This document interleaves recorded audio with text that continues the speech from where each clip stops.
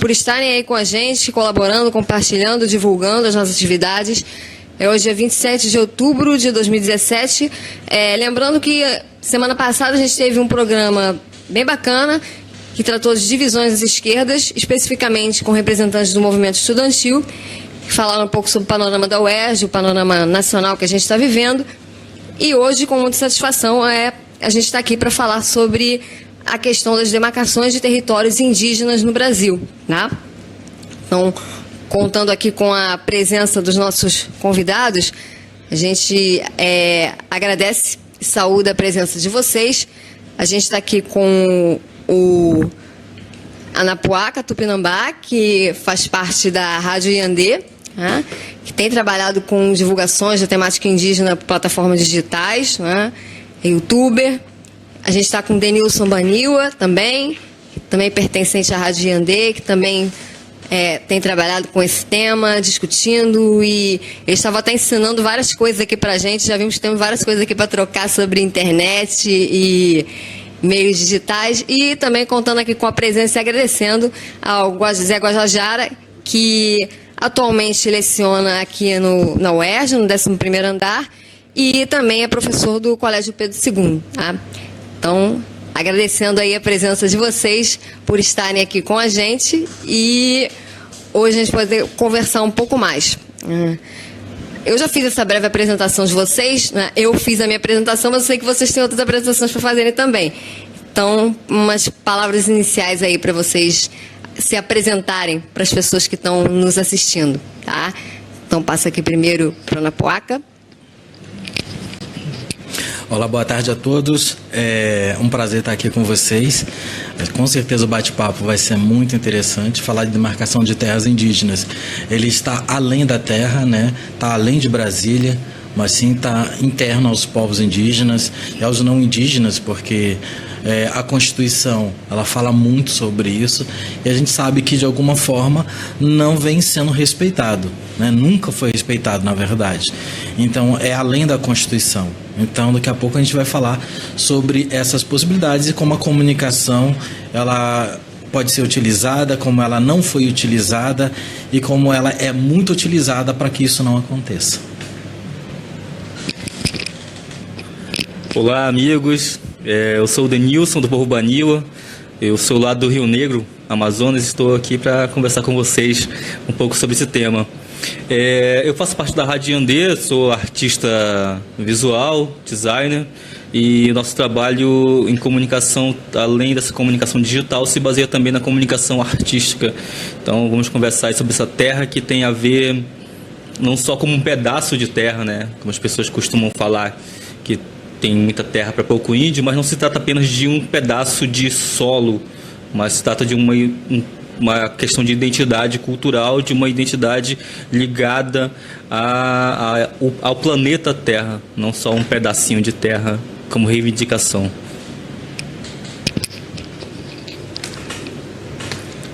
Zanacaru, era o tal, Terrara. Catoipó, Turral, Luciana, Wespen, língua e cultura tupi-guarani, essa cacara, Ipucu e Cutri, Wespen. Boa tarde para todos, né? Meu nome é Urutal, sou professor de língua e cultura tupi-guarani e também Aldemar Maracanã, e sou da região do Maranhão, Tanterrara, Guajara. Catoipó. Agradecer a Luciana aqui, todos, por o convite, importante debate, né? Vamos fazer esse debate aí. Falar de terra hoje é um assunto muito importante para as populações originárias, e esse debate aqui, vamos ver se temos uma hora mais ou menos de debate, é bom. Mas vamos lá, vamos falar sobre isso, que é um assunto muito importante para as populações originárias, para a perpetuação de línguas, culturas, tradições das populações originárias de todo o território nacional. Catoipó, Turral. Então, novamente agradecendo aqui aos nossos participantes. Lembrando também que, para quem acompanha a gente, o nosso programa a gente já havia feito uma proposta de fazer esse programa anteriormente, especificamente sobre o decreto da Amazônia, tá? Só que por conta de algumas questões a gente fez uma mudança e atualmente a gente está fazendo um programa até um pouco mais amplo. Ele, de certa forma, vai perpassar a discussão sobre o decreto da Amazônia, mas não vai ser esse unicamente o nosso foco, tá? Então, só para vocês saberem um pouco desse panorama, porque a gente tinha feito uma proposta, mas também para quem acompanha sabe disso, né? E para começar a nossa conversa, acho que seria importante fazer um pouco desse histórico, fazendo um levantamento até da ideia de demarcações de terras indígenas, né? Que a gente identifica que atualmente a gente tem cerca de 300 povos indígenas, né, no Brasil, né? Então, entendendo a quantidade e diversidade desses povos, pensar esse histórico das demarcações e até que ponto vocês conseguem identificar avanços e retrocessos em termos da história de demarcação. E até por que essa ideia de demarcação é tão importante, tá? E aí eu passo a palavra para quem quiser começar a responder, né? É importante a gente começar a falar isso, porque quando se fala em demarcação, se imagina que os índios lutam por um pedaço de terra e que essa terra é tomada de uma gente que teoricamente a usaria de melhor forma. E aí todo mundo tem um senso comum, né? A gente vê muito isso no Facebook, principalmente, que se diz que tem muita terra para pouco índio, que os índios estão com muita parte do território brasileiro e que essas terras dos índios não são produzíveis, ou eles não sabem utilizar a terra, ou eles não sabem produzir, porque seria melhor utilizado se outras pessoas estivessem donos dessa terra. É importante a gente frisar primeiro dois pontos, que é a primeira coisa, que o primeiro ponto é: a terra, ela não é do índio. Ao contrário da legislação americana, onde indígenas têm a posse da terra e que podem negociar e trabalhar e construir nas suas terras, no Brasil a legislação diz que a terra demarcada ou homologada para a população indígena, ela não pertence ao índio, ela não é do índio, ela é da União. A União cede o direito de viver, de permanecer e de perpetuar sua cultura dentro daquelas terras. Então, se o indígena tem esse empréstimo dado pela União, a União também tem suas regras para esses indígenas. Algumas das regras é que os indígenas não podem utilizar essa terra como forma de ganho financeiro. Então, o indígena não tem direito a plantar uma quantidade para comercializar, por exemplo, de alimentos. Ou ele não pode usar como agropecuária. Ou ele não pode utilizar essa terra de várias formas. Ele não pode mexer na terra, porque ele está ali somente para que sua cultura seja preservada. Então, a terra, quem tem direito a usar essas coisas é a União. E a União entende também que, se ela precisar dessas terras, ela pode tomar esses indígenas e remanejar esse grupo indígena para outras terras. Então, quando se fala que o índio não usa a terra para produzir, tem que se entender que ele não tem esse direito. Que o indígena não tem esse direito de usar a terra, mesmo se quisesse. A segunda coisa que tem que se pensar é que, ao contrário de outros lugares onde tem territórios indígenas, indígenas do Brasil estão em um sistema que as terras indígenas viram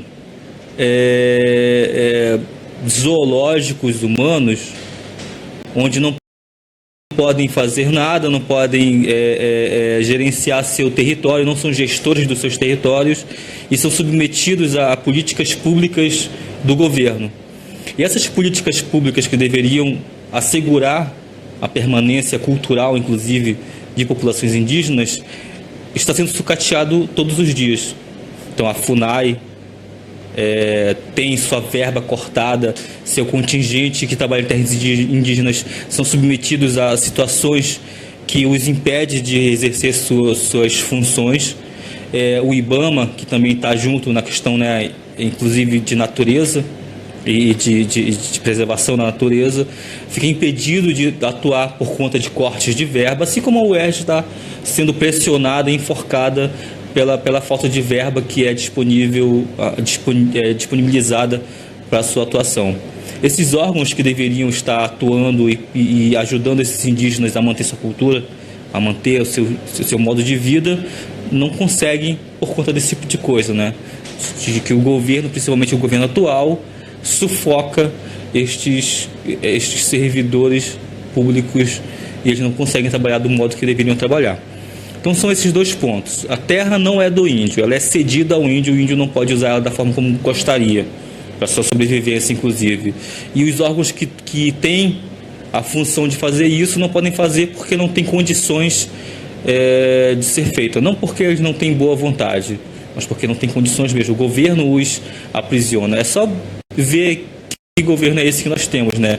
Onde a maioria do Congresso e do Senado são pessoas ligadas principalmente a questões que tratam de tomar terras indígenas para produção ou de agronegócio, ou de mineração, ou de exploração de energia. Sabe? Então, quem dá o suporte às organizações, aos órgãos públicos que protegem indígenas são exatamente pessoas que não querem a proteção indígena. São exatamente pessoas que visam lucrar em cima de terras indígenas. E indígenas não têm uma outra saída, né? Não tem nenhuma saída, porque não podem usar a terra e também não tem apoio de quem deveria dar esse suporte. A luta da terra, ela não é somente pelo território, porque tem toda uma questão cultural que liga o ser humano indígena à terra. Então, por exemplo, os Guarani Kaiowá, a ética Guarani Kaiowá diz que o lugar onde ele nasce é o lugar onde ele deve ser enterrado. Quando se perde a conexão com a terra, quando ele é expulso da terra para que o agronegócio seja efetivado naquela terra, ele é tirado daquele lugar, o espírito dele sente isso, sabe? A ética Guarani sente esse impacto, que não é só questão de terra, é questão espiritual, é questão de identidade mesmo. Quando ele não pode voltar, que saída que ele tem, sabe? Então, muitos indígenas guaranis optam, por exemplo, pelo suicídio, porque se você perde a conexão com o lugar de origem e você não pode voltar, que tipo de reação uma pessoa tem com isso, né? Quando você perde o seu lugar, é como você ser retirado daqui do Rio de Janeiro, onde você tem sua vida, sua família, e jogado para um outro lugar sem poder voltar, sabe? Proibido de voltar àquele lugar, proibido de voltar ao lugar que tem a sua memória ancestral, que tem sua memória de infância, que você sabe que é onde o Deus que te criou te deu aquela terra, sabe? É toda uma questão de diáspora, né? Da retirada de indígenas dos lugares para produzir soja ou criar gado, e o indígena fica perdido por ali. Então essa luta pela retomada da terra é que é importante, porque não é só... É importante não só do ponto de vista de se ter um lugar onde morar, mas de se ter um lugar onde você pode se sentir espiritualmente bem, sabe? Só para somar algumas informações, né? A gente tem a Constituição, que diz que em 88 teríamos 5 anos para poder marcar todas as terras indígenas no Brasil. Só para lembrar dessa falácia, né? Porque isso nunca aconteceu. Na Constituição, isso é simplesmente uma ratificação do Estatuto do Índio de 1973, que também já falava sobre isso. Se de 73, quando foi criado o Estatuto do Índio, já falava que as terras deveriam ser demarcadas em 5 anos, então deveria ter sido em 78, mais ou menos, né? Então, isso não aconteceu em 78. Se a gente esperasse que em 78 ele foi relembrado na Constituição, e isso em 88. Em 87, entre 85 e 87, os movimentos consolidados no país, já novamente, só o movimento indígena, o movimento indigenistas, antropólogos e outros que participaram da construção, trouxeram, né, do Estatuto do Índio, que é uma aberração hoje, né? Ainda continua sendo uma aberração, está lá, tem que ser atualizada, ela tem que colocar nós indígenas num outro contexto. Lembrar, né, você, o pessoal que está assistindo a gente, o indígena de 1500 morreu. O indígena que está falando aqui, que somos nós e outros você vai conhecer, é de 2017. Então, temos que atualizar a todas as realidades, constitucional, de direitos e de práticas. Sem falar muito direito para esses índios, eles não fazem nada. Olha, é um equívoco histórico, moral, social e de pensamento, né? Porque nós cumprimos nossos compromissos, alguns nas suas condições de territórios locais, outros nas suas condições de territórios fora dos seus territórios. E aí lembrar o que é território indígena. O que são os territórios mentais? É onde você constitui. Rio de Janeiro tem as suas experiências de territórios mentais e territórios físicos. Exemplificando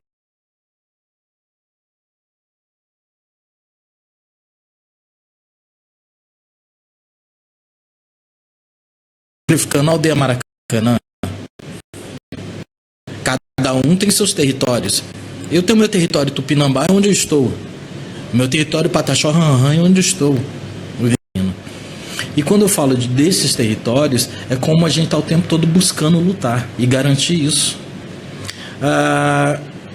O Estatuto do Índio, ele durante um bom tempo, ele botou o indígena numa condição de ser miserável. Colocou ele para ser miserável. Ele não dava suporte nenhum para o indígena ter uma outra posição. Porque quando você cria o assistencialismo, e isso não só funciona para o indígena, para o não indígena também. Se o não indígena ele é colocado num sistema de assistencialismo e não bota ele para conduzir ou auxilia, né? Ninguém tem que botar a mão e dizer, olha, tem que tadinho dele, ele é índio, ele é incapaz. A questão é como colocar ele numa condição, já que ele buscou acesso. Outras questões são interferências culturais. Será que o indígena precisa de determinadas coisas?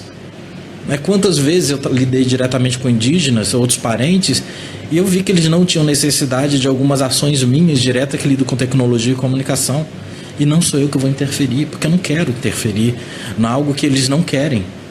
Então, assim, existe muito isso do indígena do Globo Repórter, o indígena da Globo, são aqueles editados, são indígenas que ele tem mais contraste de luz, né? São mais coloridos. Mas existe o indígena mesmo do cotidiano. É aquele que está andando no ônibus com você do teu lado. Possivelmente ele é cobrador, está dentro de uma favela, está em estado de favelização, está dentro da universidade. O indígena que está dando aula para você. Um indígena que produz dentro da cidade, como tem um indígena que produz dentro das aldeias. Quando o indígena, na sua forma, está constituindo, seja a questão de produção de agricultura familiar ou na agrofloresta, ele está produzindo vida para o não indígena. Ele está garantindo um ecossistema. São outras etapas. Se em algum momento o indígena entrou num processo que é a questão das drogas, álcool, não foi ele que criou isso. Nenhum momento foi ele. Isso é um processo de destruição colonialista. É um planejamento. Se o indígena morre no país, não é o por acaso, não é acidente, não é fatalidade. É um plano de genocídio. O genocídio indígena ele acontece desde 1500. Ele é muito bem planejado. Ele é estruturado para tudo acontecer.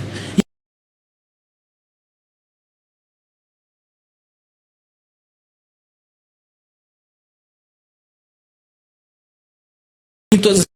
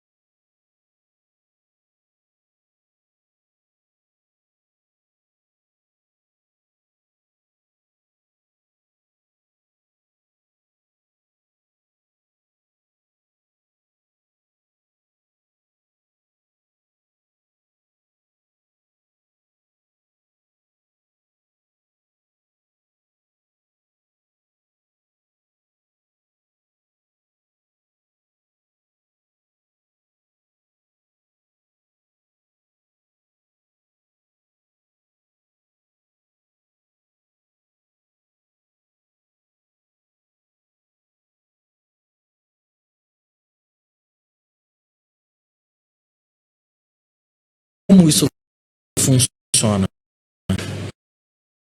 Quais são as regras? As regras de que a terra não é nossa, as regras que entrar nesse processo das minerações, exemplo, outros territórios do país inteiro, onde as mineradoras... Concentração na Amazônia, mas a gente sabe que região norte, nordeste e outras tantas regiões aqui do Brasil que a gente encontra terras que são indígenas, tá? Então até é um pouco... Como eu peguei alguns dados do site da FUNAI e até comentando com as meninas antes de organizar o programa, esse desmonte da instituição, atualmente a gente vê que praticamente 100 cargos foram extintos. Até ver essa relação da FUNAI e efetivamente a atuação, como que está se dando na prática, o que eles estão conseguindo fazer e viabilizar. Né? Voltando aqui, um comentário. Só para concluir, até lembrar, todas as terras são indígenas. A questão é que existem terras demarcadas, né? Ou são reservas. E reservas, simplesmente, a gente pode entrar num processo. O que são reservas? São campos de concentração. Se nós indígenas, de alguma forma, a gente... O tempo todo, os territórios, eles eram flexíveis, porque você conquistava e perdia essas conquistas. Você, de alguma forma, nós, povos indígenas, estávamos o tempo todo construindo novos territórios. Eles se mobilizavam o tempo todo. Eram limites invisíveis que dependiam de relações de casamento, de intensidades de confrontos ou não. E tem que sair desse negócio de mimimi, do indígena fantasia, do mítico indigenista, né? Lembrar que nós só tornamos parentes indígenas a partir da sociologia, antropologia. Claro, um processo foi positivo para os povos indígenas se unirem por forma de diversidade, mas somos diversidades. Só aqui tem 3 diversidades étnicas, né? E muito pontuais, do Maranhão, da Bahia, do Amazonas. Nessas 300 e tantas, mais de 300, temos nossa especificidade. E os territórios, eles se mexem, eles se movem. Ele está o tempo todo em movimento. Ele não é o que criam para a gente hoje. O indígena não é o indígena só pós-Constituição de 88. Não é indígena de marco temporal. Né? Se for questão de questionar território, o direito originário ele existe e é reconhecido. A Constituição já diz isso. Antes mesmo de entender o que é terras indígenas, ele entende que são direitos originários antes da própria Constituição. Antes da Constituição de 88 existir, eles reconhecem os direitos originários dos povos indígenas. Então, todas as terras do Brasil, ou Pindorama, qualquer seja o nome que a etnia venha dar, são terras originárias dos povos indígenas. O que vem acontecer depois são os campos de concentrações ou reservas indígenas. E aí são não indígenas que chega e diz, olha, esse naco de terra aqui é seu, porque eu reconheço que essa terra é sua. Não é o que o indígena normalmente diz. Raramente o indígena diz, olha, nosso território sagrado era de tal canto e tal ponto, e é reconhecido aquele território como um território realmente de existência étnica. Então a gente tem que lembrar que existe muito mais além disso. As regras, se fosse realmente dizer, estão todas as terras. A questão que é a questão do nascer, do bom nascer, a eugenia, do bom morrer, que aí são as questões étnicas. A gente tem que lembrar que tem a ver com essa questão do território. Alguma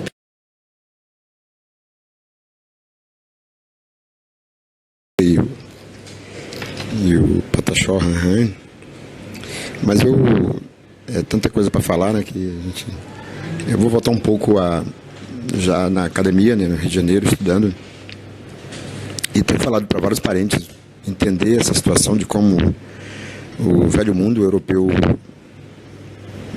projetou essa invasão, né? Agora a gente já tem alguns documentos lá fora na Europa de alguns pesquisadores que trazem para cá de quanto tempo o velho mundo demorou para invadir essa parte das Américas. Não foi assim, sem que nem um doidão para vir para cá. Nós temos documento que, até alguns documentários também, que o velho mundo europeu demorou 1 século, 100 anos para invadir essa terra. Então, falar de territórios, atualmente, terras indígenas, a diferença entre território e terra indígena, tem que também tentar entender como é a cabeça do europeu, que veio para cá e continua aí. A caneta maior está aí, essa mesma cabeça de antes de 1500. Então, o europeu, já segundo alguns documentos, eles demoraram 1 século, 100 anos para invadir essa terra. Porque ele sabia que era simplesmente a maior diversidade étnica do mundo. Nós tínhamos aqui, segundo Courtney Mondejou, que tem agora a biblioteca Courtney Mondejou, virtual, que dá conta disso, de quantas populações, de quantas nações tinha nesse território aqui, que hoje chama-se Brasil. Então, Courtney Mondejou disse que tinha aproximadamente 1.500 nações indígenas aqui, antes do europeu chegar por aqui, né? Então, como que o europeu, o velho mundo, já ia encobrir todo esse território? Tem um livro interessante que chama-se 1492. 1492 é antes de 1500. Então, o encobrimento do Brasil. O encobrimento do Brasil. Então, o europeu já pensava por isso. Aí não eram vários países. Toda a antiga Europa, todo o antigo mundo idealizou esse projeto de invasão disso aqui. E aí fez isso, deu esse marco mentiroso 1500 e já trouxeram debaixo do braço caneta, cartório e o papel. Então trouxeram para exatamente justificar o roubo das terras. E usa essa filosofia até hoje. Trouxeram o papel e escreveram em 1560 já.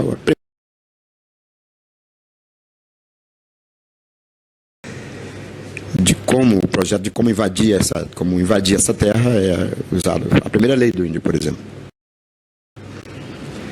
E aí, a partir daí, vieram as constituições e de quem iria ficar em cargo. Então, foi o maior genocídio da história da humanidade, que ninguém fala. Hoje a gente está tratando, mas muito poucos parentes entendem a questão da reparação de danos históricos, reparação de crimes de lesão à humanidade.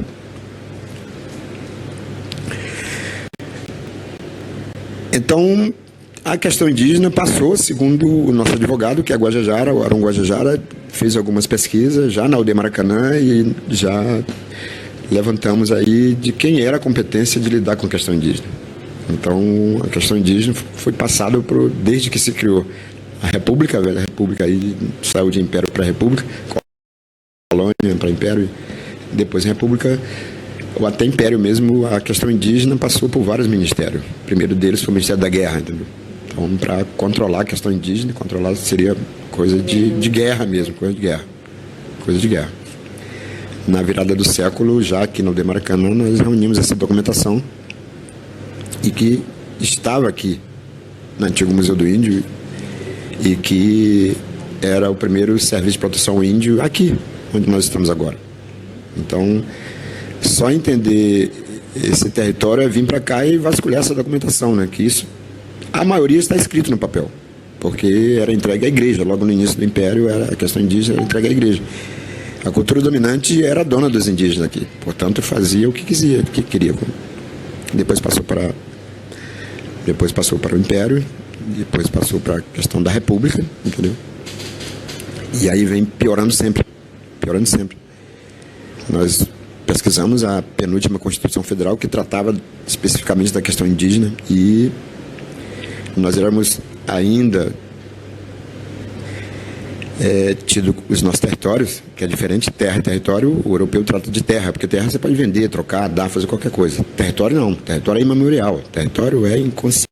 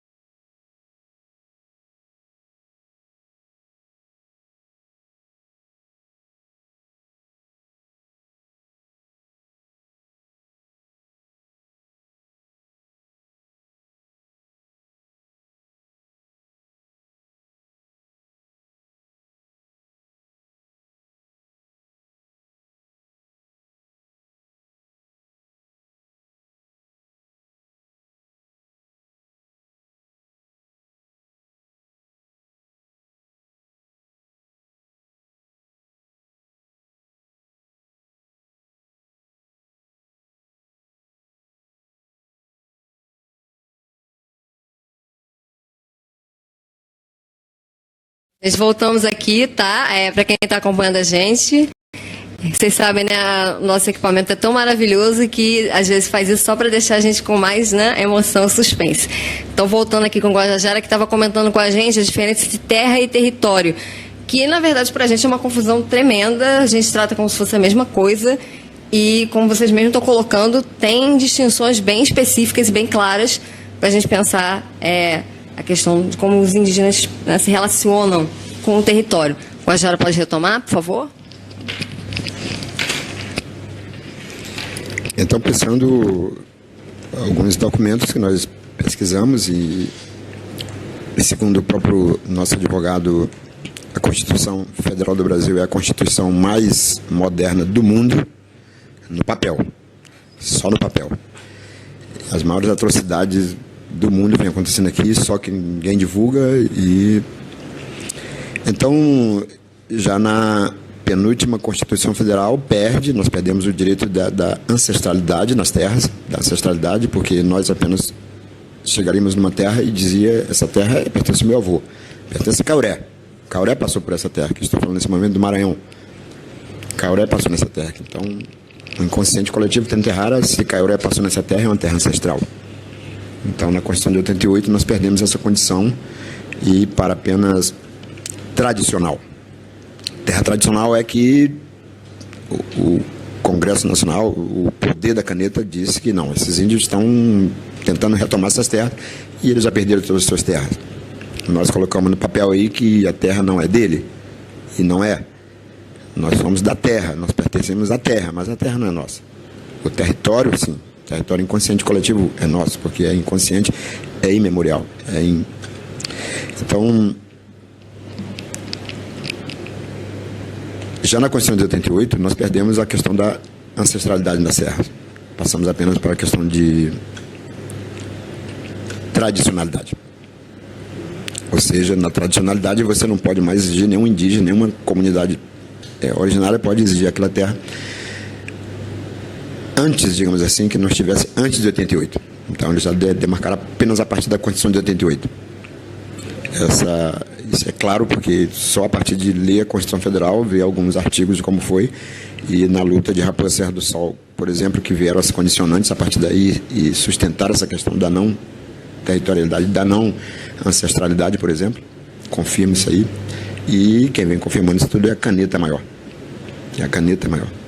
É toda essa corja que está lá, no Congresso, na própria... Quem teria que nos defender? A própria AGU, a Advocacia Geral da União, todo o governo federal. Quem teria que nos defender? Foram os primeiros a tirar. São os primeiros, a própria corja que está lá, que é a cultura dominante de 1500. A mesma cabeça da Europa está lá, né? Então, questão de terras, eles lidam com a questão somente falando em terra. Eles não falam em território, falam em terra. Então, a terra, simplesmente como eu já falei, é comercial. Ela é vendida, trocada, dada, negociada, como se vê aí agora, comércio de terra. A Aldeia Maracanã era um marco disso aí. Nós estamos lidando na Aldeia Maracanã como um micro-território. Nós sabemos ali, quando nós fomos para lá, que depois, buscando a documentação,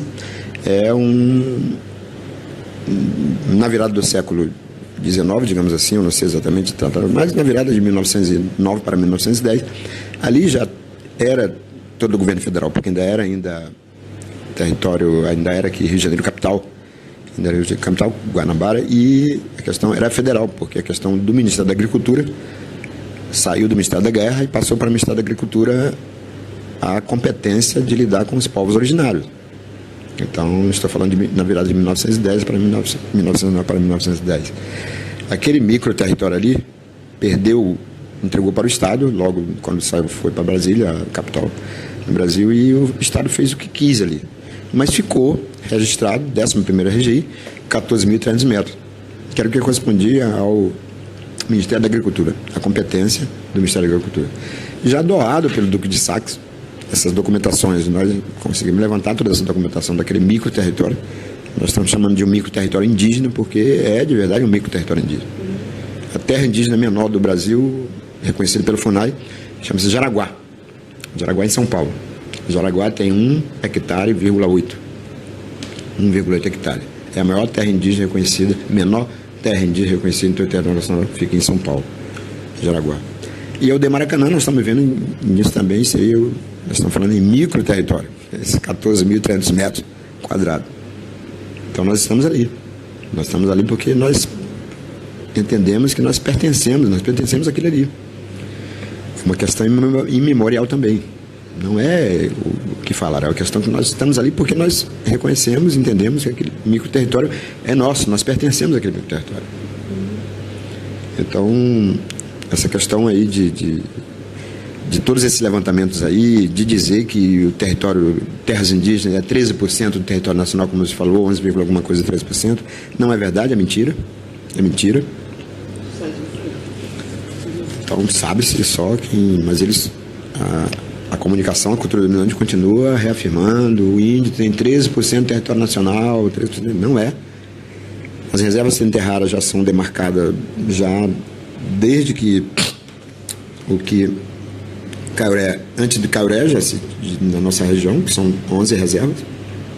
Nós temos mais de 100 aldeamentos, mas dentro desses 100 aldeamentos tem 11 reservas demarcadas e homologadas. Mas ao longo de que foi a demarcação, por volta de década de 30, 20, 30, 40, resolve praticamente todas as demarcações de territórios Tenente-Rara, Guajajara. Foi que nem Raposa Serra do Sol. Ganhamos, mas não levamos. Está no papel, mas não é bem aquilo que está no papel. Então a invasão é permanente para todo tipo. O Maranhão é um dos biomas melhores do mundo. É o Maranhão do Brasil, por exemplo. E aí é bom para gado, para boi, bom para soja, bom para cana-de-açúcar, bom para eucalipto, monocultura, tudo. E é isso que acontece na reserva. Então, meu pai é educador do SPI, trabalhando no SPI, nas reservas da Canabrava e Lagoa Comprida, onde eu nasci. Eu sou da reserva da Lagoa Comprida. Ele já era educador do SPI, serve de proteção ao índio. Já naquela época, naquela data do SPI ainda, década de 60, já se falava de ingleses naquela região. Já se falava de cultivo da perda da favas danta para entrega de favas danta a certo tipo de biólogos naquela região. Então a gente já deu notícia de ingleses, alemães naquela região. Então tudo isso para o roubo da questão da biologia, do nosso bioma. Então, ao vir para o Rio de Janeiro, eu procurava entender melhor a questão do nosso próprio território, lá no Maranhão. Por que nós tínhamos separado, já que toda aquela parte antes de 1901, que foi o grande conflito, todo o território ali era Tenente-Rara. Não existia cidades de Barra do Corda, Grajaú e Imperatriz naquela época. É bem recente, são cidades bem recentes. Todo aquele território pertencia aos Tenente-Rara. Então, quando a demarcação foi para aquela região, colocou Tenente-Rara em ilhas grandes de terras, de territórios, mas ilhas separadas, bem separadas. Dizendo que os Tenente-Rara, nesse momento, se juntasse ia causar uma grande revolução. Então, separou os Tenente-Rara em 11 reservas, mas acontece exatamente como vem acontecendo. E microterritório, Aldeia Maracanã, como microterritório. Jaraguá não é diferente. Em todo o território nacional é isso. O que a gente vem acompanhando é a perda de território, a perda de terras, através desse poder que está aí, que é a mesma cabeça que veio da Europa de 1500. Esses herdeiros que estão na caneta maior lá, que são juízes, desembargadores, são a própria AGU, Advocacia Geral, a cabeça são ancestrais dos europeus, são ancestrais do Velho Mundo. Então eles vão sustentar, não vão dar terra nenhuma. Na demarcação agora do último governo, aconteceu um fato que não vinha acontecido nos piores governos, que foi na questão tratando da questão da demarcação territorial, que foi o governo Dilma e Lula, foi o que menos demarcou. Mas até discutindo na Aldeia Maracanã, falei, poxa, muito ruim o governo Dilma e Lula sobre a demarcação de terras indígenas. Pior do que isso não pode ficar. Piorou. A gente veio fazendo cálculo de terras aí, de demarcadas, né, para proteger. Então é um fato interessante quando a gente vai numa discussão numa universidade ou escola dessa que fala sobre demarcação, sobre território, terras e territórios. Diz, teve em 2012 um antropólogo e escritor agora, ele escreve para a Folha de São Paulo, chamado Antônio Prata. Aí nós discutimos sobre tudo isso aí, a discussão no momento era territórios e terras indígenas, micro-território do Maracanã. E perguntaram para ele, como também essa pergunta fizeram, o professor Antônio Prata, mas para que o índio precisa de território, precisa de demarcação, precisa de reserva? Aí eu respondi, lá na UF também, eu falei, porque nós existimos, simples assim.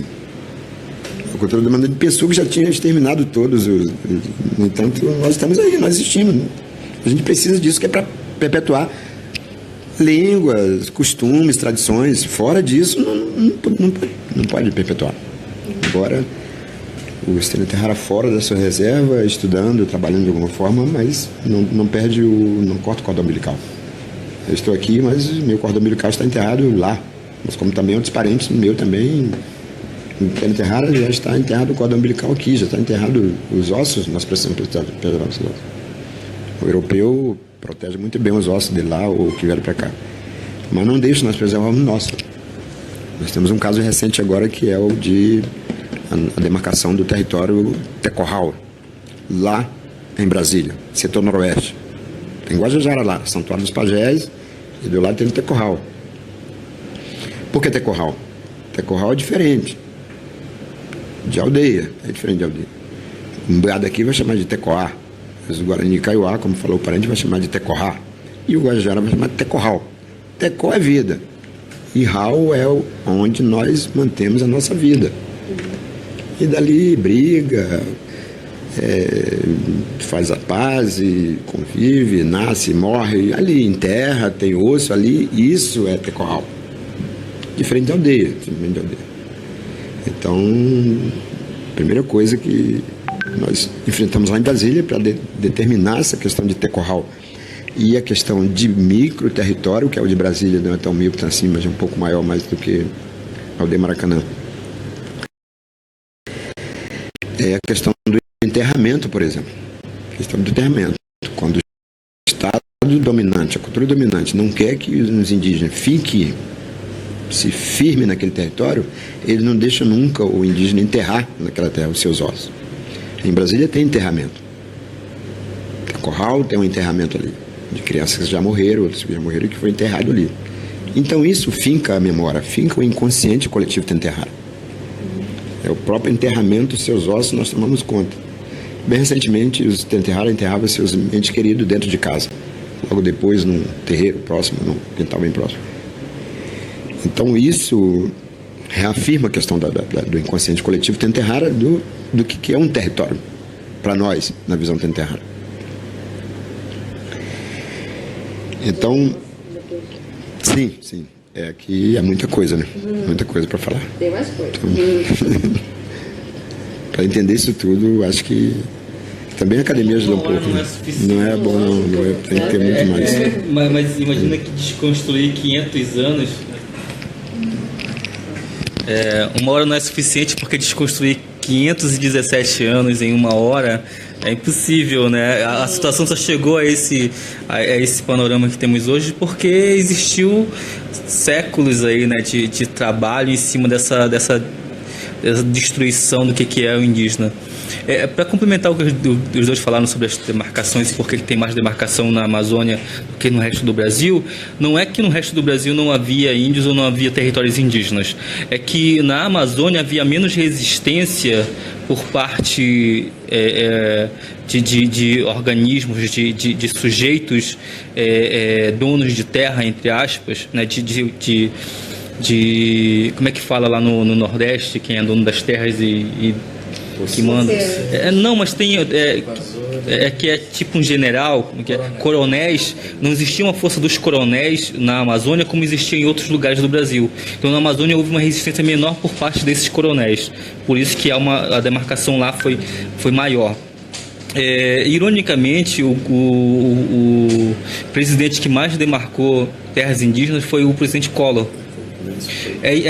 Mas é preciso lembrar que ele não fez isso porque ele foi um presidente legal com relação às populações indígenas. É preciso lembrar que ele demarcou isso por conta de um grande evento mundial que aconteceu no Brasil, chamado Eco 92. Então havia uma pressão internacional muito grande pela preservação da natureza e também das populações originárias.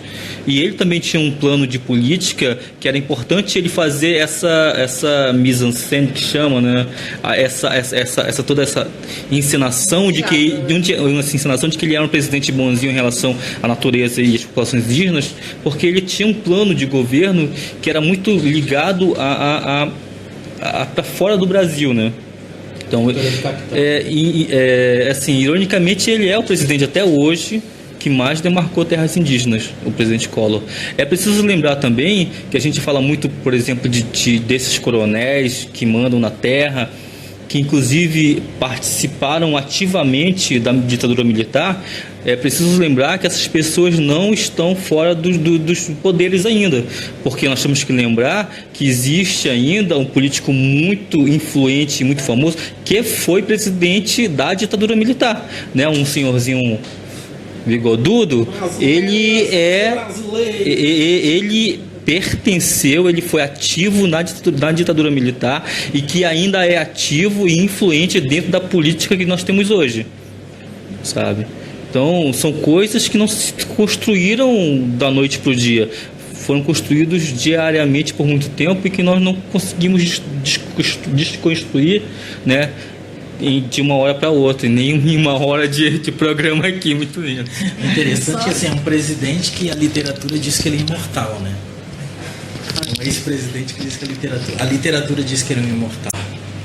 Só que vocês adiantaram, até bacana, porque esse tema que até que a gente ia comentar também, como é interessante pensar isso, não necessariamente governos que se dizem mais liberais são os governos que demarcam as terras. A gente está vendo que... Mais populares. Os mais populares, que tem aquele apelo... Não, a gente está vendo aqui que na época do governo Collor houve toda essa proposta, mas que está vinculada a uma ideia muito maior, né? Então, essas questões que não necessariamente tem essa ligação. E na hora que eu falei para o Guajajara para comentar, porque tem uma coisa que é importante que eu coloque, porque eu conheci o Guajajara na ocupação da aldeia Maracanã e até levei turmas minhas lá para conhecerem, porque isso me chamava muita atenção. A gente estava observando aquilo tudo acontecendo e aparecendo na mídia, só que de uma determinada forma. E eu dando aula aqui na UERJ, as minhas alunas olhando, passava por ali, eu falei, gente, impossível, a gente não pode lidar com isso, a aula de antropologia. Eu falei, gente, não tem como, a gente tem que ir lá. Então, eu levei as meninas lá para conhecerem a aldeia, algumas delas se empolgaram, uma delas, inclusive, eu falei, tomara que esteja assistindo, Carol está fazendo o trabalho dela de pós-graduação, continuou estudando. Então, a importância da gente olhar e pensar naquela época da ocupação da aldeia Maracanã, e depois a gente teve também a ocupação do Museu do Índio. E até para a gente falar um pouco sobre esses movimentos. Atualmente a gente vê o movimento de ocupação como uma coisa que está surgindo. A gente tem aqui a ocupação no ERJ, a gente teve ocupações também nos espaços ligados à cultura, como um movimento que está surgindo, ganhando, para tentar trazer visibilidade para questões que talvez a grande mídia não mostre. Então, como é que vocês veem essa questão das ocupações, especificamente no momento que a gente está vivendo? Tá? A Jara pode falar. Pode falar também. Segundo alguns papéis que nós pesquisamos ali, né, o fator aldeia Maracanã, nós estamos falando da questão do fator, nós estamos, digamos, repetindo mais ou menos a trajetória do Rondon. Foi até recentemente um grupo que fez o filme, um cineasta que fez o filme 500 Almas, sobre os Guató, da região lá da Mato Grosso, do Pantanal. Ele queria filmar a trajetória de Rondon. Então veio a nós ali, primeiro foi ao Estado, pediu o Estado falou não. Então falamos, foda-se o Estado, vem filmar a trajetória do Rondon aqui, rapaz. Não foi diferente naquela época. O Rondon, para estar ali, ele também meteu o pé e abriu aquilo ali. Depois estava quase morrendo, e o Darcy Ribeiro também, já naquela questão já do 19 de abril, lá da Cidade do México. Logo em seguida, o Darcy Ribeiro, o Rondon já estava fraquejando. Sabia que nós tínhamos muita documentação ali, o Estado pressionando também. Aí o Darcy Ribeiro também meteu o pé, já estava quase fechando, e abriu o primeiro Museu Nacional do Índio em 1953. Então, aquele espaço ali é um espaço de chegar realmente o Estado dizer, não, aqui seria, no Rio de Janeiro, por exemplo, uma resistência da memória dos povos originários aqui, não só daqui, mas todo o território nacional, nós não vamos deixar. Então, tem fatos truculentos ali desde o século XIX, XVIII, XIX ali. Então, não está sendo diferente agora. Não está sendo diferente. E o Estado Nacional, cultura dominante, vem dizendo a mesma coisa. Não, nós vamos apagar essa memória aqui, nós temos que apagar isso aqui, só que tem a resistência também. Tem a resistência, e parentes entendendo a resistência, entendendo o que é a resistência. Então, nós começamos na década de 2000, por aí, já estava iniciando a pedagogia, o curso de pedagogia, mas nós não tínhamos um espaço para discutir políticas voltadas para as populações originárias aqui na cidade do Rio de Janeiro. Cidade do Rio de Janeiro, a gente vem repetindo que é o Estado, que tem mais órgãos que tratam da questão indígena, de todo o território nacional, até mais do que no Amazonas. Então, as universidades todas federais tratam da questão indígena. Aqui mesmo, nessa universidade do Estado, a gente tem Pró-Índio. Tem um programa para índio aqui, funcionando, segundo o Zé Bamabés, há 30 anos, que é o que mais entende, teoricamente, da questão indígena. Tem a Casa do Índio, tem o Museu do Índio Botafogo, que não nos representava. E eu achava lá, tem muita foto bonita, colorido, muito filme passando lá, mas não tem um ser humano indígena ali. Então a gente já vinha numa outra linha de nós tomarmos pulso de preservar a nossa própria memória, nosso próprio. Não tem em todo o território nacional, a gente vem dizendo isso desde a década de 2000, nenhum patrimônio indígena em todo o território nacional administrado por indígenas. Não tem nenhum patrimônio indígena administrado por indígena. Então a gente vem nessa linha de não. Se os ossos são meus, eu falei isso lá em Niterói, no Museu de Arqueologia e no Sambaqui de Niterói. Se os ossos são nossos, nós é que temos que proteger esses ossos. E queremos proteger esses ossos. A Aldeia Maracanã não foi diferente. Nós, a partir de 2000, nós discutimos o local no Rio de Janeiro para discutir políticas públicas voltadas para a educação indígena, voltadas para a saúde indígena, voltadas para políticas de geral indígena. E nós não tínhamos esse espaço aqui no Rio de Janeiro. Então, só aí nos falaram, pessoas de sindicatos, o Brutal tem ali ao lado do Maracanã um prédio velho ali que pertencia a vocês. Saiu da década de 70, por aí para 80, foi para Botafogo, mas continua o prédio lá, está caindo aos pedaços, então vamos lá olhar esse prédio lá. Nós viemos aqui. Já em 2004 nós fizemos a primeira tentativa de reassumir aquele espaço ali. Não era de ocupar, reassumir. Você não ocupa aquele que é teu. De reassumir aquele patrimônio ali. Estávamos fracos, poucos indígenas, poucos apoiadores, poucos pesquisadores, e aí foi meio frustrante a primeira tentativa, 2004. Em 2006, nós nos reorganizamos, aproximadamente 20 etnias de todo o território nacional, representação, aproximadamente 50 indígenas, além dos pesquisadores e estudantes e simpatizantes da questão. Viemos para o UERJ aqui, fizemos ali, elaboramos muito rápido ali, primeiro encontro tambor dos povos originários, mas nós sabíamos, eram poucos que sabiam exatamente. Mesmo porque se a gente falasse para todos, não ia todo mundo. A gente queria que todo mundo estivesse lá.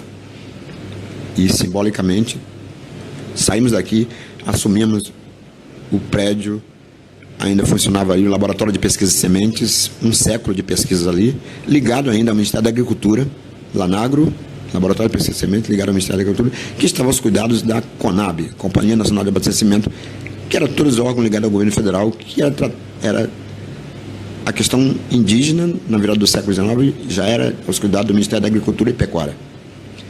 Então, viemos para cá, ao sair daqui no final do dia, era uma sexta-feira, dia 19, no dia 20 de outubro, não posso perder nunca essa data, porque no dia 20 o nosso advogado faz aniversário, dia 21 sou eu que faço, era no sábado, e esse ano, agora 2017, caiu exatamente dia 20 de outubro, numa sexta-feira, e dia 21 no sábado.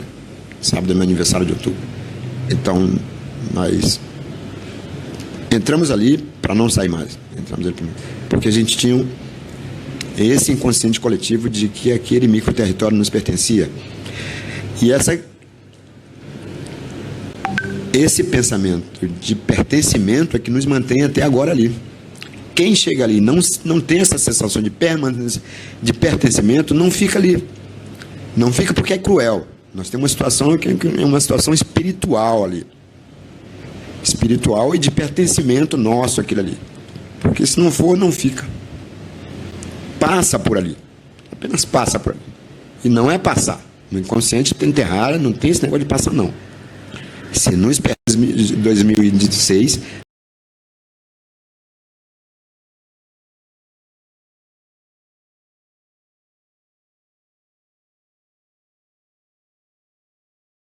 Poucos, muitos se afastaram, outros foram, outros voltaram. Mas o sistema Terrara sempre representado ali, sempre, todos os dias representado ali. Passamos 2007, recebemos a informação do próprio prefeito, que não era nem prefeito ainda, era secretário de obra, secretário de alguma coisa, Eduardo Paes. Disse numa reportagem que ali não tinha indígena. Ali só tinha vagabundo, mendigos. Entramos no Ministério Público Federal com direito de resposta e fomos para Bandeirantes meia-noite. Mas fomos, levamos ele lá. A partir daí, Eduardo Paes nunca mais falou sobre o Aldemar. Mas agiu junto com Cabral. Tanto que foi eleito prefeito. E Cabral já era governador.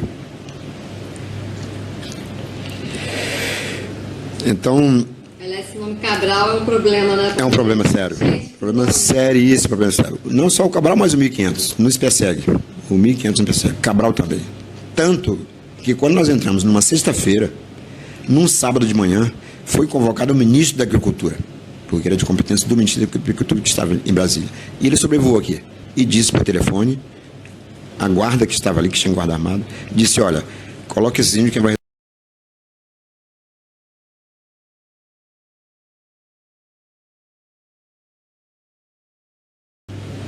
Superintendente do Ministério da Agricultura no Rio de Janeiro, Pedro Cabral. E aí Cabral nos persegue e o 1500 também.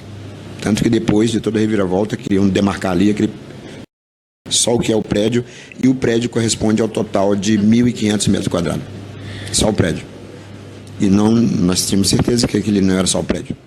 Nós não queremos. O nosso processo é uma ação civil pública, ACP, e que diz que nós temos uma delas, nós temos o manejo é nosso, mesmo parcial, foi para a 10ª, lá na Praça Mauá, segunda região ali, e mantemos os 2 processos. Os outros derrubaram todos eles, em relação ao Estado. Mas nós sabemos que ali é Ministério Público Federal. Então denunciamos o Ministério Público Federal, denunciamos a Odebrecht de 2011, 2012, denunciamos o Cabral também, Ministério Público Federal. Não sei se é por causa disso que os dois estão onde estão, mas que nós denunciamos. Para defender aquele território. Aquele território não é meu, não é indígena, aquele é um patrimônio da União, do povo brasileiro. Nós sabemos disso. Tanto nós deixamos e denunciamos no Ministério Público Federal. E denunciamos a Polícia Federal também, que era que tinha que nos defender. Dissemos isso, falei para o delegado da Polícia Federal.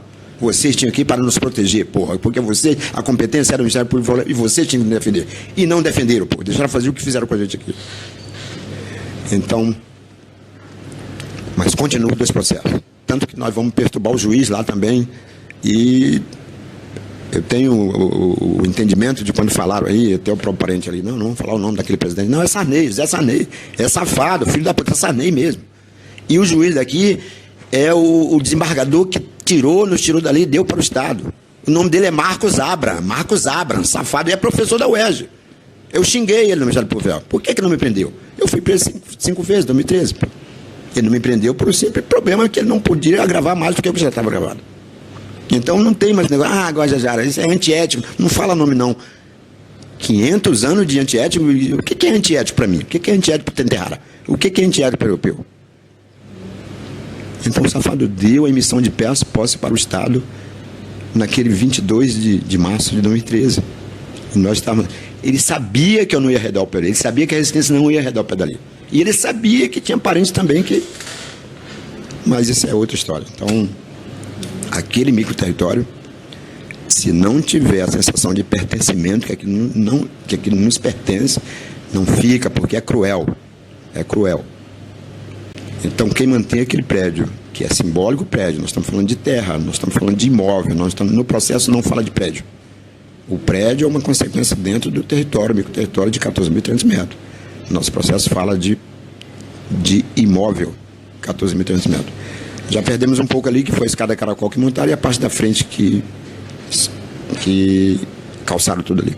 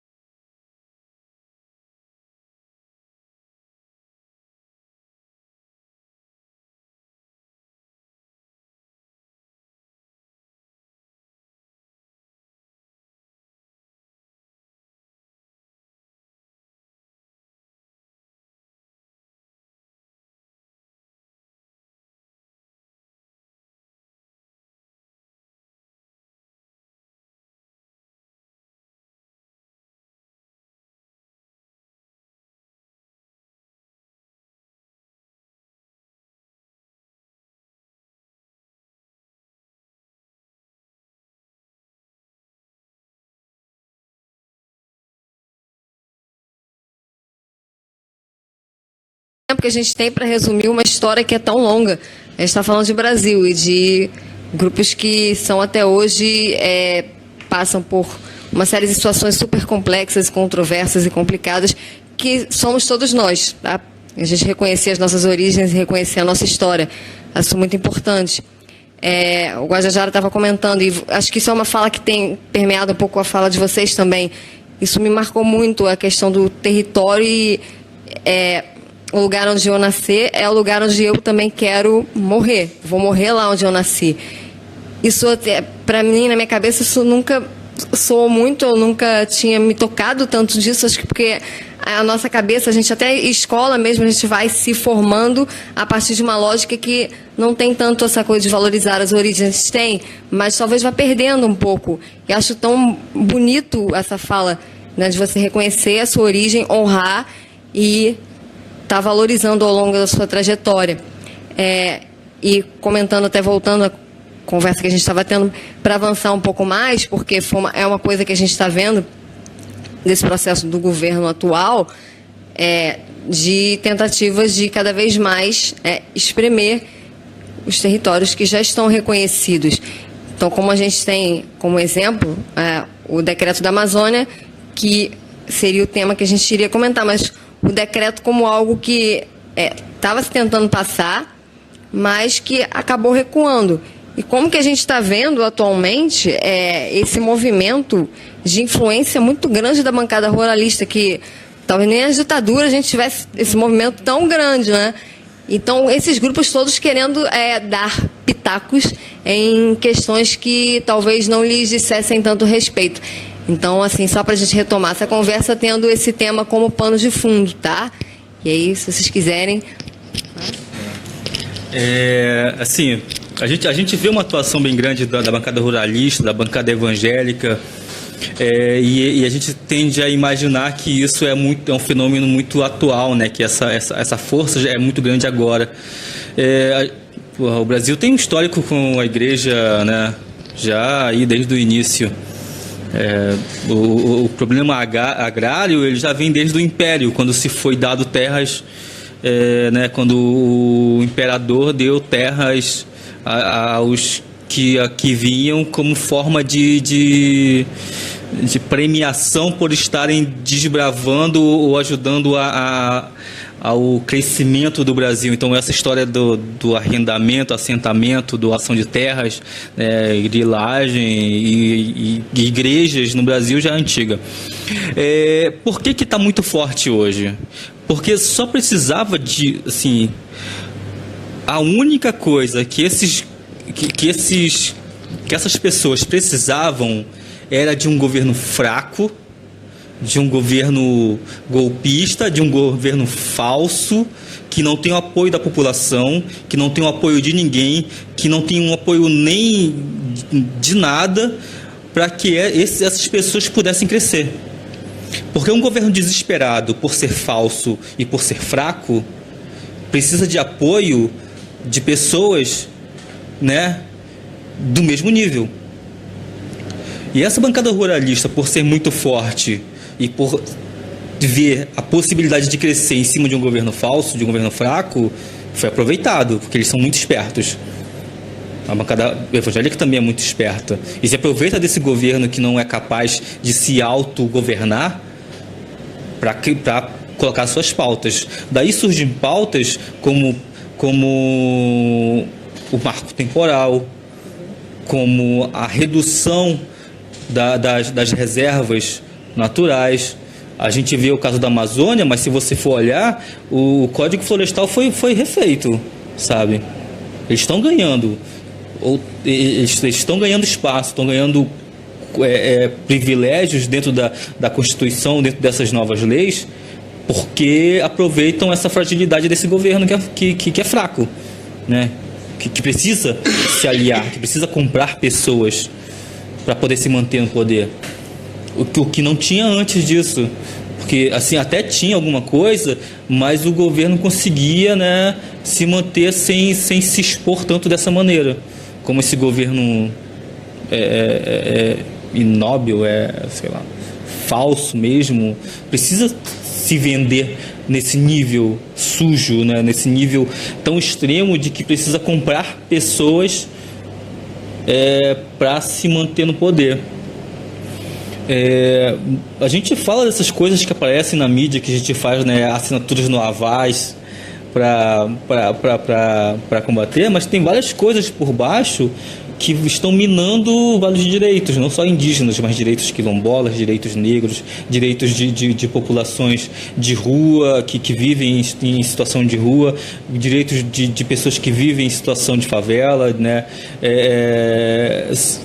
Porque estão minando essas coisas. Aí de vez em quando eles se sentem mais à vontade de criar uma coisa muito grande, como foi o decreto da Amazônia, como é o decreto de revisão das terras indígenas pelo marco temporal, sabe? Mas ao redor eles estão comendo coisas ali, se aproveitando desse governo que não consegue se manter sozinho, que só se consegue manter no poder pelo meio da compra de outras, né, de outras pessoas. Quer falar? Nossa, falar desse processo todinho que você está dizendo de como funciona o governo, né? A gente tem que lembrar assim, tipo, as estratégias de terras, de como ela é utilizada, há muito tempo. Vamos pensar as usinas hidrelétricas, que criam um impacto muito grande. A Itaipu, né, nos anos 60, para gerar essa energia toda, que se criou acordos internacionais para a criação de muitas outras usinas em todo o país.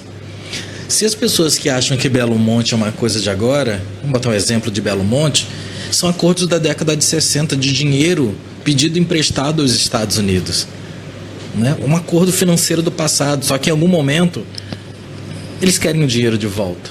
E aí vem os acordos, né? Energia elétrica em territórios que vão não só destruir terras indígenas, não só vai destruir o bioma, não só vai destruir populações não indígenas nesse território, destrói o planeta. Porque imagina, né? Vamos alagar uma determinada área, tipo assim, Rio de Janeiro. Vamos alagar isso aqui, quanto a gente não perde, né? Quantos matinhos, quantas plantinhas nós temos aqui que pode auxiliar na cura de doenças. Mas isso não importa. Nós precisamos de energia elétrica. Ah, mas para a gente utilizar as tecnologias não precisa de energia elétrica. Mas existem tantas outras formas, né? É muito mais fácil destruir territórios, destruir os biomas. A preço de quê? Quantos territórios, quantas terras a gente precisa destruir para garantir a sustentabilidade do planeta, a sustentabilidade do país, da economia? Quem se envolve nisso tudo? Ah, mas o agro teve um dos maiores índices que segurou o país. Estatística. Isso é estatística.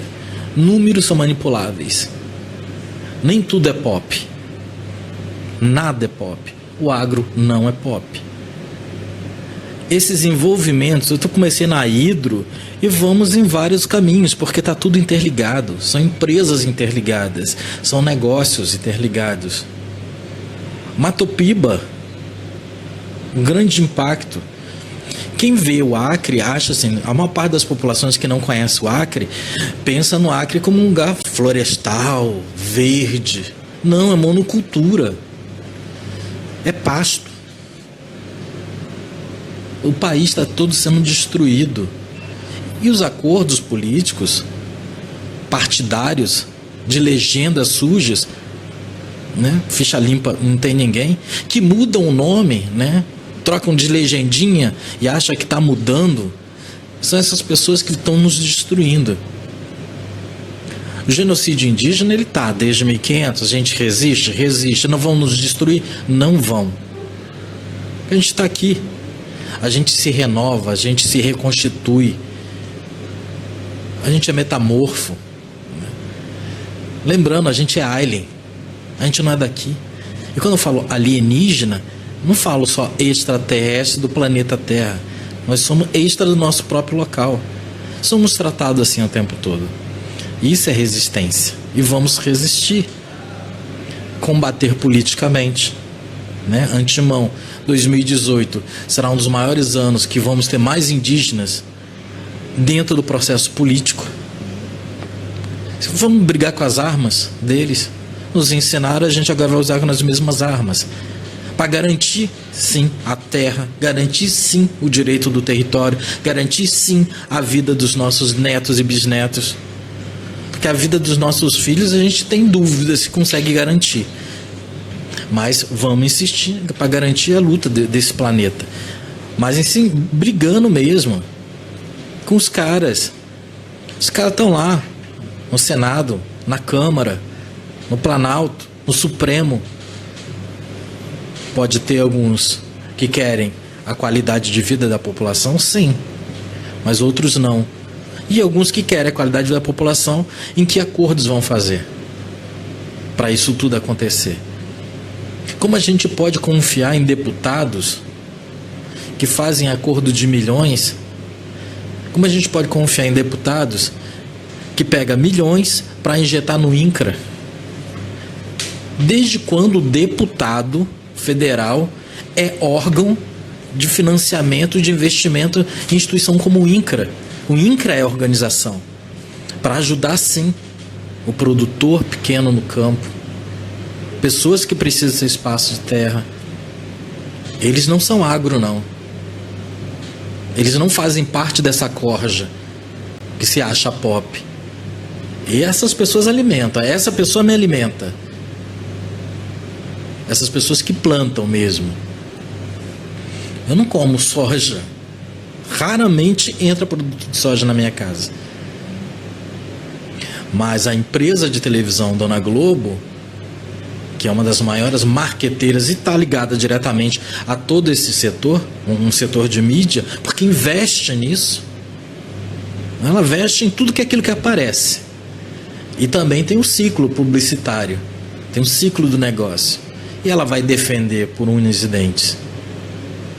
Do mesmo jeito que ela vai nos matar, nós povos indígenas, vai matar vocês. Seja por alienação midiática, seja pelo próprio alimento, mas ela está diretamente ligada. Seja essas grandes mídias publicitárias, que não é de conteúdo, nem de informação e nem de notícia, é publicitária, vem de publicidade, é um negócio de marketing, que está ligado a todo esse processo. Existe uma cadeia, existe um círculo nisso tudo. São negócios. Na pontinha, aqueles carinhas de peninha na cabeça, ou como alguns acham que todos nós estamos de bundinha de fora, não é importante. É só um atraso para a nação. É o que eles acham. Não, nós estamos garantindo o nosso direito de vida. Vamos lembrar que faltou água. Por quê? Destruíram. Só um segundo. Eu vou te interromper, porque você falou uma coisa que eu lembrei agora. O agronegócio faz plantações de cana-de-açúcar expulsando guaranis de suas terras e depois nomeia o pacote de açúcar como um guarani. Sabe? É isso que fazem com a gente. É isso que fazem com a gente. Tira nossas terras, plantam monocultura, exploram indígenas, porque tem escravos indígenas nessas fazendas de cana de açúcar e ainda vende açúcar com o nome Guarani. Ou vende açúcar que nós tem nos restaurantes aí, aquele pacotinho, como caravelas, né? Ainda endossam, né? É. Então, assim, falando das marcas, ele até fala aqui, como falei aqui fora do microfone, produtos,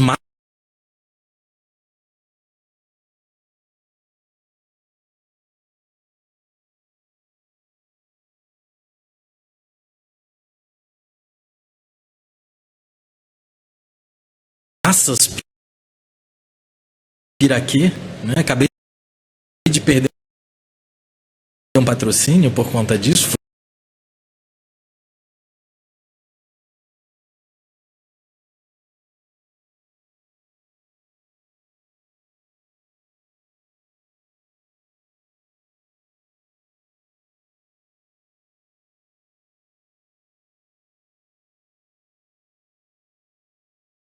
A Igreja Católica com sua grande bancada. Tá? A questão é que todo mundo está achando que é só o protestante lá da bancada. E é lamentável, é estranho esse momento, é você ver um cristão que apoia corruptos políticos cristãos. E quando eu estou falando da fé, eu não estou falando da fé especificamente do cristianismo. Mas é muito estranho.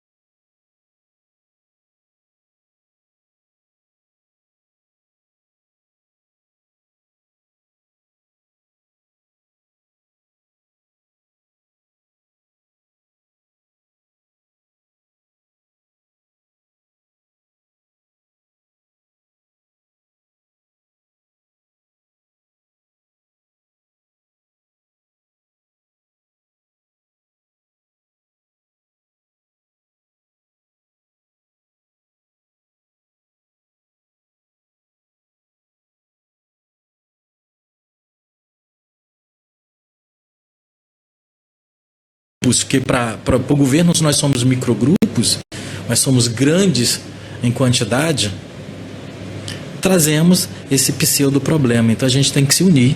E quando unir, não precisa estar do lado do outro, tem que estar se esfregando, não. Não tem que estar jantando na casa do outro dizendo que é meu compadre. Mas pensar que a ideologia de luta vai cair todo mundo. Então, de alguma forma, a gente tem que pensar numa renovação política para o país, lutar junto e mudar. Porque você ter uma cara nova dentro do partido, filho ou neto do Sarney, não é mudar. Ou um partido que só muda a legenda, não é mudar. É você que diz que não gosta de política e hoje critica, apesar que agora tem muita gente especialista em política, toma uma posição, assume espaço de luta política, é espaço da gente combater a corrupção. O nosso problema é corrupção. Enquanto a gente aceitar corrupto, isso vai ser um grande problema. Seja para mim, indígena, porque eu posso falar mim, porque mim é índio, e vou satirizar isso o tempo todo.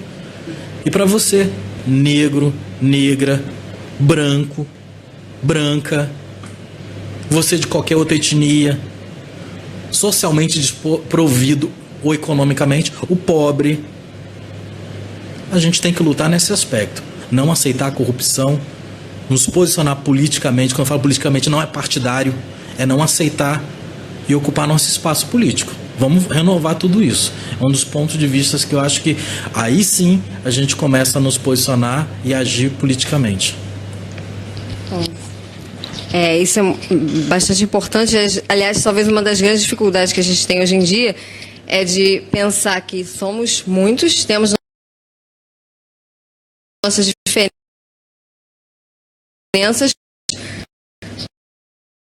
mas até pensando mesmo em termos das propostas que têm sido colocadas pelo governo não prejudica só os indígenas, os negros, o que se chamam minorias, que não são minorias, mas prejudica todos nós. A gente está aqui na UERJ, que está sendo totalmente prejudicada, não só por uma questão do local, é por todo um projeto muito mais amplo que está acontecendo no Brasil, né? Então, só para dar uma nota que o europeu em Bruxelas, eles foram um pouco se manifestar em função do que está ocorrendo em termos do que o governo Michel Temer tenta fazer, e até esse termo, arrendamento das terras indígenas, que eles não usam esse nome claramente, mas o que a gente percebe que é o que está acontecendo. Então, todo esse movimento que está aparecendo até de... Né, recentemente Temer também esteve na China, dizendo que a China tem muitos interesses no Brasil, e ele vê isso como algo super bacana, né? Que bacana, vamos fazer parceria com a China, ótimo, venham para cá. Então, todas essas propostas que estão aparecendo aí, que geram muito mal-estar para todos nós, né? Pelo menos todos nós, eu digo todos nós que estamos aqui, pelo menos, né? Todos é muita gente, né? Muita gente deve estar achando isso super bacana. Mas aí, colocando um pouco para vocês uma questão que eu acho que, a nosso ver, aqui enquanto laboratório é super importante, é justamente ver esses outros olhares que não aparecem nessa grande mídia, que são determinadas versões da nossa história, mas, por exemplo, até pensando o papel das mídias alternativas para trazer as questões que a gente está debatendo.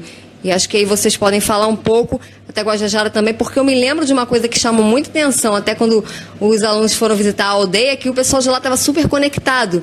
Então, hoje em dia, como a tecnologia, ela tem esse potencial de trazer outras versões para além daquilo que tenta nos colocar como algo que é pronto, que está dado, que é a opinião da maioria, quando na verdade não é.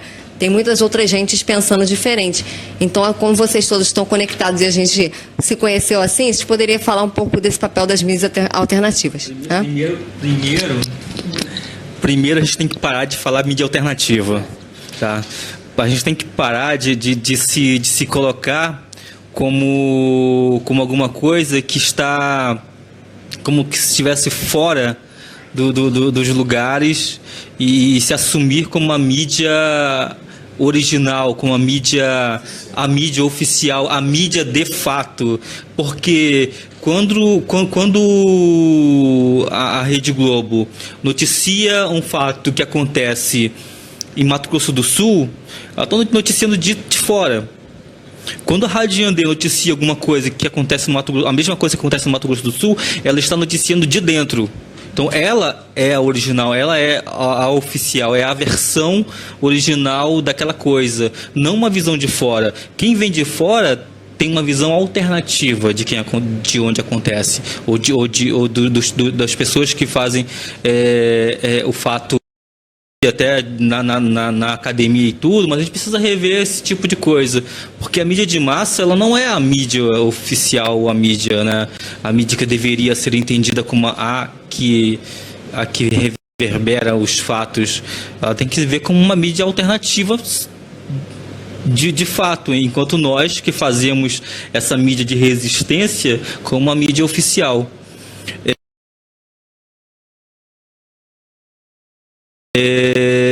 As ditas novas tecnologias, que nem são novas mais, né? Porque essas tecnologias já são antigas, felizmente a gente aprendeu a usar como mídia, como meio de resistência. Então, hoje, um guerreiro indígena que quer lutar em prol dos seus direitos, ele não faz mais como o Juruna, sabe? Com uma borduna na mão e uma guerra mais física. E até logo depois dos tempos dele, ele já foi se adaptando a esse modo dele, né? Que ele usava um gravador, que já é uma tecnologia, né, moderna. A gente tem que pensar nisso, nessa adaptação como resistência e como guerreiros indígenas, de adaptar as novas tecnologias. E nisso nós estamos dando literalmente aula para as academias de comunicação. Nós estamos da área de comunicação, nós aprendemos esses teóricos, as teorias, lemos tudo da escola frankfurtiana, de Frankfurt, né? Sabemos as teorias dos teóricos de comunicação americanos e tudo.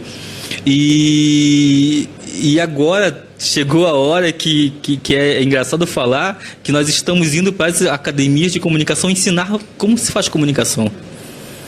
Sabe? Porque o modo de se fazer comunicação ocidental, que a gente continua colonizando os acadêmicos, continua colonizando os graduandos nas escolas de comunicação brasileira, está falhando, né? Porque a gente vai nas universidades, tanto federal, estadual ou públicas, a gente vai na UFRJ, na UERJ ou na PUC.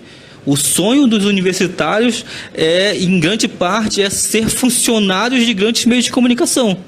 É continuar o discurso que nos aprisionam. E o nosso papel enquanto indígenas e comunicadores, e inclusive donos, entre aspas, de um meio de comunicação que se chama Rádio Yandê, é ensinar que nós podemos construir um meio de comunicação étnico, próprio, com uma linguagem própria e um novo jeito de comunicar.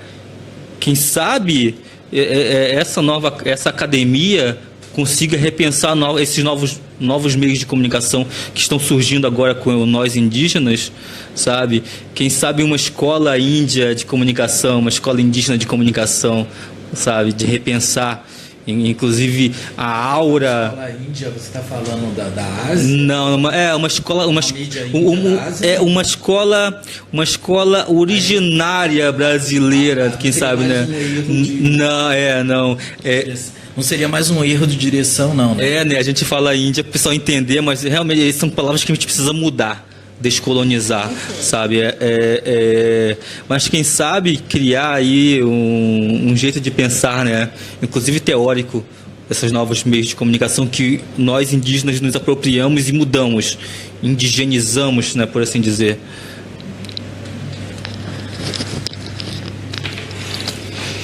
Pois é, muita coisa, né? Nós pegamos um pouco dessa tecnologia, né, de comunicação, né? Nós apropriamos um pouco dessa ferramenta de comunicação em prol de defesa, principalmente da questão indígena, dos territórios, por exemplo, também. Eu lembro de logo na virada de 2010, era 2009 aí, nós já estávamos na Aldeia Maracanã, e ligados a um grupo que estava em Brasília, direto. Já não era Tecorral ainda, era apenas Santuário dos Pajés, em Brasília.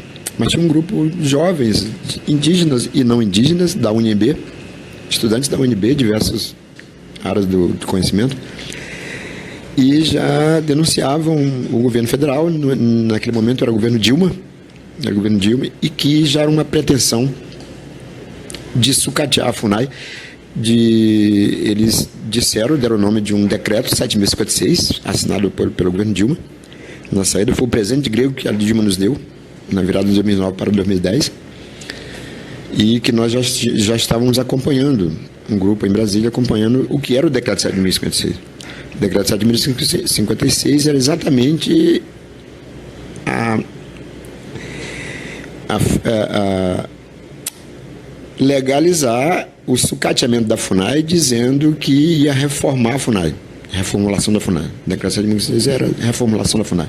Não era mentira do governo Dilma. A gente sabia que era só a justificação de o que já sucateado, mais sucateado ainda iria ficar, e entregar e fatiar a FUNAI para tudo. E isso aconteceu. O que está acontecendo agora, e a gente sabia que o decreto 7.056 era por completo entregar a FUNAI, e a gente sabia que ruim com a FUNAI, pior sem ela. Nesse caso, era o único órgão que ainda nos tratava na questão de demarcação territorial, né? Então nós fomos para Brasília, ocupamos Brasília e ficamos um ano. Em 2010 ficamos um ano inteiro em Brasília, perturbando lá, já que não nos perturbaram, ficamos o tempo todo lá. Aquela ocupação. Intitulamos Acampamento Terra Indígena. Acampamento indígena, apenas acampamento indígena. Acampamento Terra Livre, da igreja aí, ligado a essas organizações aí, mas acampamento indígena nós ficamos lá ao longo de 2010. Então o governo Dilma sai e entrega para o governo Lula. Então foi esse presente que deu. E essa questão aí é exatamente isso, de entregar as terras, de justificar e sustentar as terras que já estão entregues. Já estão entregues para os grandes poceiros, para os grandes latifundiários, o agronegócio, o agrobusiness. Então é só apenas justificar e regularizar aquilo que já está entregue na mão dos grandes poceiros, né? Hoje já está tramitando aí, além das 100 propostas de emenda constitucional levantadas, nós temos uma outra que é bem interessante, e com o sucateamento da FUNAI, a FUNAI está devolvendo as terras ditas que não tem indígenas, seriam as terras ancestrais, digamos assim, mas é terra nossa, é terra indígena, reconhecida outrora pela FUNAI e outros órgãos, IBAMA, por exemplo, mas que nesse momento, teoricamente, não teriam indígenas lá, porque automaticamente os indígenas foram para a cidade. As populações, nesses 60 grupos que a FUNAI tem agora, dos indígenas isolados ou semi-isolados, do total dos 305 povos, segundo o IBGE 2010, esses 60 grupos que a FUNAI ainda teria a sua verba, total da sua verba, para proteger esses 60 grupos isolados ou em semi-estado de isolamento, mas eis que exatamente essa área de perambulação, essa grande área de perambulação que fica ali entre a região centro-oeste, Maranhão divisa com Amazonas e Acre, está realmente no epicentro dessa questão dos arrendamentos. A FUNAI devolve agora essas terras que viriam, de uma certa forma, protegendo, e recentemente ela está dizendo que está entregando exatamente para... E essa lei, esse decreto que nós vamos comentar agora, do Amazonas, que é dos arrendamentos, é exatamente para justificar isso. Justificar, como o decreto 7.056, justificou o sucateamento da FUNAI, aí coloca isso no papel e aí dá o tiro de misericórdia. É exatamente isso que vem acontecendo. Então, tristíssimo, porque nós estamos fracos, a população não está entendendo. Essa questão do que o parente falou, ele falou do agro, que o agro não é pop. O agro é pop, sim, há 500 anos, tanto que entraram aqui já era pop em 1500, quando na lavoura de açúcar, de cana-de-açúcar, já era pop porque usava a mão escrava indígena, que não, os negros só vieram um século depois, na virada do século XVI, e a mão escrava era usada pelos indígenas, mão escrava. Então ele já é pop na questão indígena há 500 anos. E o agronegócio já chegou há 500 anos aqui, escravizando os indígenas para trabalhar na lavoura de cana-de-açúcar. Então isso vem acontecendo. Recentemente, eu lembro que eu estive no Mato Grosso para lidar com os indígenas Nambiquara, Apareci e Umutina, num curso de formação. E aí eu falei para o parente, uma liderança Nambiquara, falei: parente, tu tem que mudar ao sobrevoar o estado do Mato Grosso. Observei que praticamente o estado do Mato Grosso já era de monocultura. Todo o estado ali, principalmente na região que nós passamos, era uma região divisa com Bolívia, cidade de Comodoro, mas até região de uma outra cidade. Já tinha a presença dos chineses lidando com a questão de transmissão de energia elétrica dali. Acontece ali nos Nambiquara a mesma coisa que acontece no Maranhão, quando a Eletronorte passa 2 linhas de transmissão em cima da reserva da Canabrava, e tem aldeias embaixo que nem luz elétrica tem, na reserva da Canabrava. Acontecia a mesma coisa no Mato Grosso, nos Nambiquara, Mamaidê. Mamaidê é uma reserva no Nambiquara, que essa liderança, meu amigo, brincando com ele na cidade de Comodoro, num encontro, o único espaço que nós tínhamos era a Câmara Municipal de Comodoro, e disse para ele, numa forma de brincadeira mais séria, falei: parente, tu tem que mudar o nome desse estado aqui. E como assim para mudar o nome do estado? Muda de Mato Grosso para Mato Fino, porque isso aqui não vi mais mato por aqui. A única reserva que ainda vi que tem um pouquinho de mato é a de vocês aí, mas é só monocultura, da soja, da cana-de-açúcar e plantação de boi, e só monocultura. Mas isso é para ilustrar também o que vem acontecendo no Maranhão, quando a Eletronorte passa 2 linhas de transmissão em cima e corta também, como BR-222, BR-222, que passa em cima, corta a reserva, e a linha de trem também, de Carajás, que corta a reserva da Canabrava no meio, além das 2 linhas de transmissão, e querem passar a 3ª linha de transmissão. Mato Grosso também é a mesma coisa. querem passar a terceira linha de transmissão, e aí já era capital chinês, já estavam vendendo para a China, sabe? Então é isso, bem como a filosofia desse presidente da década de 40 para 50, que ele disse que vai entregar. Naquele momento ele fez um discurso que entregaria. Ele estava falando do centro-oeste, quando nas picadas rumo ao oeste falava isso. Esse presidente é o que criou aí carteira de trabalho aí, aquele Getúlio. E Getúlio, nesse discurso dele, ele fala muito claramente que vai entregar terras sem homens para homens sem terras. Então, naquele momento ele estava dizendo que naquelas terras não tinha seres humanos indígenas. Isso é a fala de um presidente, está gravado isso. Essa situação do arrendamento está dizendo a mesma coisa agora quando a FUNAI entrega as terras que dito não tem indígena, que não é ancestral, que não é nem... Está acontecendo isso nesse exato momento. É isso. Capitão de Pó. Garuca. Sei que o clima que a gente está vivendo atualmente no nosso país, acho que as falas refletiram muito isso, mas é um pouco para todos nós. E pensamos que o nosso papel cada vez mais é esse, de fortalecer a nossa luta para nos mantermos unidos em função das nossas causas comuns. E, assim, obviamente o programa daria muitos outros, só que a gente, infelizmente, tem uma questão de tempo aqui e a gente tem que encerrar. Mas, obviamente, eu acredito que, assim como eu, o pessoal que está nos escutando teve uma verdadeira aula aqui hoje.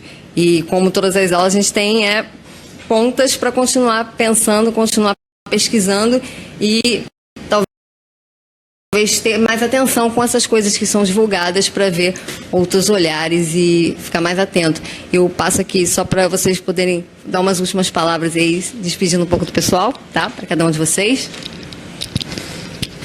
Muito obrigado. Primeiro, né, ao LCD, que poderia ser LED, jamais evoluído, né? Para quem não entendeu a piada, depois vai lá, monitor de CRT, LCD e LED. É uma piadinha, tá? Para quem não entendeu. Mas muito grato mesmo pelo convite. Desculpe até a demora pela disponibilidade de tempo. A nossa agenda é muito louca. Cada um tá indo para um canto o tempo todo amanhã. Eu, pelo menos, já estou indo para a Amazônia. Ele já tem outros compromissos. Se ele quiser, sempre tem... É o cara que mais tem compromisso com isso, até mais do que a gente. Mas muito grato mesmo poder falar com vocês, né? E com vocês em casa, ou você que não assistiu agora ao vivo, mas vai estar assistindo lá na plataforma, seja do Facebook ou qualquer outra plataforma que venham compartilhar, que eu tenho certeza que você vai baixar, vai dar aquela ripada, vai levar para os seus alunos dentro da sala de aula, ou deu aquela hackeadazinha, mandou para o YouTube. Eu sei que você vai fazer isso, você não vai aguentar, vai compartilhar em outras redes. Faça isso mesmo. Muito grato a você e até uma próxima, Anapuaca, Tupinambá, youtuber agora, mas também sempre na Rádio Yandê. Eu quero agradecer o espaço, né, e o convite que fizeram a gente aí, o LCD, o espaço, parabenizar a iniciativa de se ter esse programa que já quando você falou eu já tive assim, uma alegria enorme por existir isso aqui dentro da UERJ, sabe? Que precisa ter em todas as universidades, todas as escolas, precisa ter esses espaços de criação de mídia, de divulgação, que chama pessoas de fora também para conversar. Agradecer ao pessoal que nos assistiu, que nos escuta, agora ou depois, tá? Entrando no sistema. Pessoal de outros países. Agradecer ao colega Anapuaca, ao parente José Zé Guajajara, que esteve aqui também. Dizer assim, acompanhem e ouçam o programa aqui, mas também ouçam a Rádio Yandê, tá no site www.radioyandê.com. Se quiser conversar comigo, também tem o meu site lá, denilsonbaniwa.com.br. Lá tem meus contatos, a gente pode conversar mais do que uma hora, né? Que as redes digitais estão aí para a gente interagir. Rede por isso, né? Porque é conexão, é conversar, né? Juntar pessoas. Então, acessem lá e qualquer coisa, estamos por aí. Um abraço a todos e quem sabe até uma próxima conversa aí, tá bom?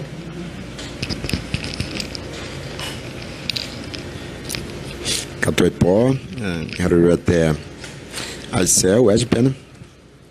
Eu até Luciana, cantor de pó, Luciana, a equipe LCD, né? Eu agradeço a todos, né, aqui da UERJ, desse programa LCD, né? Eu não sou muito da tecnologia, não, né? Não, mas se apropriar dessa ferramenta de comunicação para denunciar também, muito importante. A gente vem tentando criar alguma coisa assim de denúncia, né? Tem Facebook, eu não tenho nem ainda esse tal de WhatsApp, né? WhatsApp não tem, mas eu já estou começando a escrever no Facebook, estou começando a escrever na internet já para também denunciar também tudo isso que vem acontecendo. Mas quero também agradecer os parentes aqui, né? A oportunidade de estar falando sobre isso, sobre esse tema, é muito importante. Me perguntaram sobre a questão da revolução. O Brasil, comenta-se que o Brasil nunca teve uma revolução de verdade mesmo, principalmente uma revolução armada, que nunca teve, sempre foi forjada por aí. Precisa, sim, de uma revolução no Brasil. A comunicação e lidar com essa questão de documentação pode ser também uma revolução, LCD e esses jovens que estão por aí. Mas quero dizer que revolução mesmo é plantar seu próprio alimento e comer seu alimento. Isso sim é revolução. Cantor de pó, Zé Caruca. Ô, gente, só gratidão a vocês e anunciando o nosso programa, agradecendo demais a presença de vocês que vieram de longe para prestigiar o nosso programa e avisando o pessoal que está assistindo que semana que vem a gente tem um feriado, então excepcionalmente não vamos exibir o nosso programa, mas já antecipando o próximo programa do dia 10 de novembro, a gente vai falar um pouco sobre censura nos movimentos artísticos. Tá, que é um tema que está surgindo, não está surgindo agora, porque essa coisa de estar surgindo agora é terrível, né? Mas é um tema que vem emergindo bastante atualmente, então vamos trazer algumas pessoas aqui para conversar com a gente, tá? Agradecendo novamente a todos que estiveram aqui, quem está assistindo a gente, e aguardamos vocês na próxima, curtindo, compartilhando LCD em movimento e, como sempre, a UERJ resistindo com a gente. Obrigada, pessoal. Até a próxima.